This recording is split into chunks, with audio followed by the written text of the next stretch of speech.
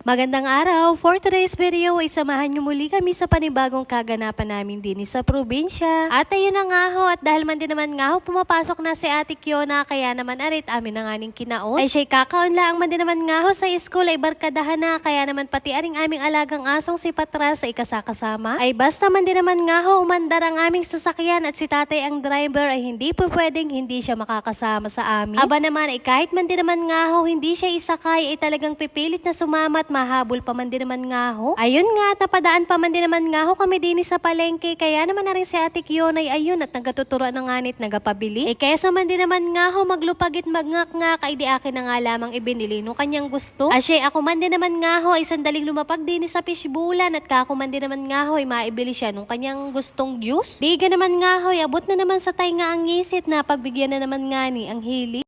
Fast forward, pagka-uwi din sa bahay, ayun na nga ni ho at napansin ko na meron pala ako dining tabi-tabi na tinapay. Bali, 2 araw na din nga ni ho pala ari sa pagkakabili, aking nalimut-limutang kainin, kaya ngayon ni arit inaguyam na nga ni. Aba naman ay din naman nga ho sa amin kahit guyamin pa yaan ay pwede pa din kainin. Sakto naman nga ho nung nakaraang araw ay meron nga ni akong napanood na specialty na gawa nga lamang sa tinapay, kaya kako ay susubukan ko ngayon. Yan nga ho pala yung tinapay kong inaguyam na, ay ari man din naman nga ho loaf bread, kaya arit akin ang pinagugupit sa maliliit lamang. Ay siya akin nga niyo pala yung gagawing DIY pizza, ikako nga ni masubukan kung papasa nga ni yung aking gawa. Mayari ko nga ning magupit-gupit sa maliliit, ay di arit ako naman nga ho'y nagbati diyan ng ilang pirasong itlog. Bali 5 hanggang 6 na piraso nga lamang pala yung tinapay na gagamitin ko diyan, bago 5 piraso naman nga ho ng itlog na puti. Pagkabati ko nga ho ay akin ang ibinuhos din sa tinapay kong pinagupit-gupit kanina. Hahalo-haloin ko nga lamang ho ng maigi para naman masip-sip nung tinapay yung akin nga ning ibinuhos na itlog. Nung okay na, ay derit ako naman nagsigang din sa tungko na ring kawali nga ni ho pala na aking paglulutuan. Naglagay nga lamang ho ako ng kaunting mantika at nung okay naman ay derit akin ang ibinuhos yung tinapay na may itlog. Akin nga lamang hong inayos sa pagkakalagay, medyo ipinikpik ko nga lamang para naman bumilog at mag-style nga ning pizza. Tapos sunod ko naman nga hong inilagay aring tomato sauce. Pagkalagay ko, di akin nga din nga lamang iminisla para kumalat-kalat. At para naman nga ni ho sa toppings ng aking DIY pizza, ari nga ni ho pala't akin ang ipinaglalagay. Nilagyan ko nga ni ho pala yan ng sliced cheese, bell pepper, at saka nga ni ho pala ng pineapple tidbits. At pagkalagay ko nga ni ho pala ng mga yun, ay akin namang binudburan na ring niyadyad ko na Eden cheese kanina. Tapos meron din nga ni ho pala ako diyang ham na kanina pa nga lamang ay niluto ko na, kaya naman ngayon ay medyo luto-luto na nga ari. Muli naman ay aking binudburan ng Eden cheese, mas marami nga ni ho pala nito ay mas masarap. Ayun, at nang mailagay ko nga ni ho pala lahat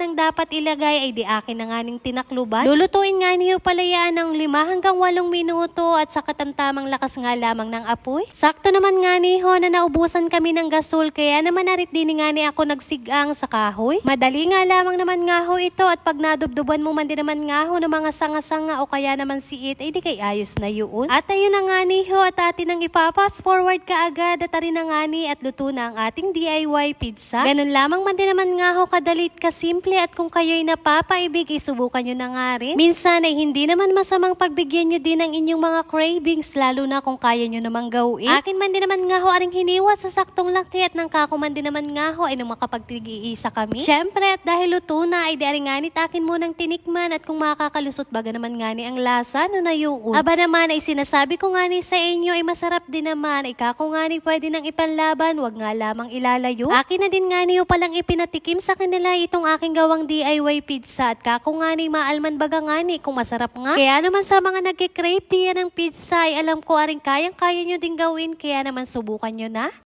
Ay siya ay papaano pagkahuyaan ay hanggang din na nga lamang muna at kita nga ni kakain. At yun lamang for today's video. Maraming salamat sa inyong panonood. God bless.